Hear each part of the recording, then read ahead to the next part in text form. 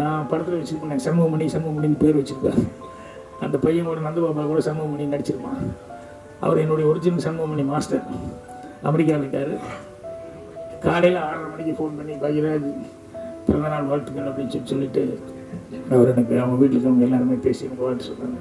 என்னென்னா எனக்கு ரொம்ப மனசுக்கு நிறைவு என்ன அப்படின்னா, நான் படித்த வாத்தியார்கள் அவங்ககிட்டலாம் வந்து இன்றைக்கி வரைக்கும் படிப்பு சரியாக படிக்கலைன்னா கூட அந்த வாத்தியார்கிட்ட பழகிறதுல அவங்ககிட்ட பேசுகிறதுல அதுலாம் வந்து ஒரு நல்ல இது வச்சுருந்தேன்.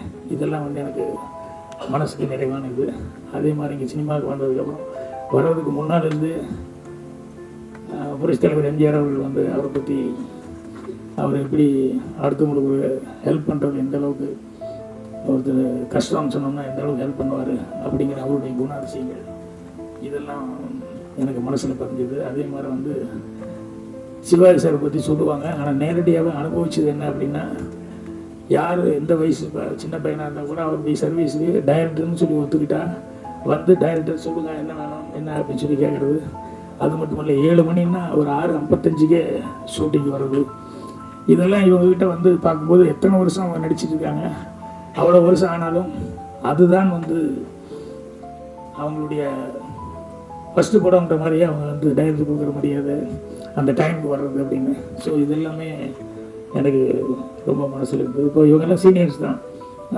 அதே மாதிரி கமல், ரஜினி இவங்கெல்லாம் வந்து அந்த படத்தில் ஆக்ட் பண்ணும்போது கமல் அவர்களுடைய பர்ஃபார்மன்ஸ் சின்ன வயசுலேருந்து, அதாவது நம்ம ஊரில் இருக்கும்போதே அவ்வளோ தொடர்கிறது அந்த படங்கள் இருந்தெல்லாம் பார்த்துட்டு அதில் ரொம்ப ஒரு அட்ராக்ட் ஆனேன். அதுக்கப்புறமா வந்து இங்கே 14 வயதுங்க படத்தை தான் ரஜினி அவருக்கு தமிழ் அப்போ கொஞ்சம் தமிழ் கேட்டு தான் மனப்பாடம் பண்ணணும். கொஞ்சம் பேசுகிறதெல்லாம் படிக்க வராது. அதனால் அவருக்கு டைலாக் சொல்லி கொடுத்துருது. ஒரு தடவை சொல்லி ப்ளீஸ் இன்னொரு தடவை சொல்லணும். ஸோ ஒரு 8 தடவை 10 தடவை சொல்லுவார். நான் 8 தடவை 10 தடவை சொன்னதுக்கப்புறம் அவர் ஒரு 15 தடவை சாப்பிட்டு கோவம் போட வரைக்கும் அந்த மரத்துக்கடியெல்லாம் அங்கே இங்கே எல்லாம் சொல்லி பார்த்துட்டாரு. அதுக்கப்புறமா அன்புள்ள ரஜினிகாந்த் படத்தப்போ பார்த்தாலும் அதே ரஜினிகாந்த் அவர்கள் நான் சிவப்பணத்தில் பார்க்கும்போது அதே மாதிரி தான். அந்த முதல் படத்துக்கு என்ன எவ்வளோ அக்கறை எடுத்துக்கிட்டு எவ்வளோ சிரத்தையோடு வந்து வேலை பார்த்தாரோ அதே அளவுக்கு வந்து கடைசி வரைக்கும் இன்றைக்கி 2.5 படங்கள் வரைக்கும் அவர் வந்து இது பண்ணிட்டுருக்காரு. இப்போ எனக்கு முன்னாடி சினிமாவில் இருந்தவங்க எல்லாருமே வந்து எனக்கு ஒரு நல்ல வழிகாட்டியில் இருந்தாங்க. அதை வச்சுக்கிட்டு தான் நான் வந்து என்னுடைய ஓய்வுக்கு அதெல்லாம் காரணமாக இருந்தது.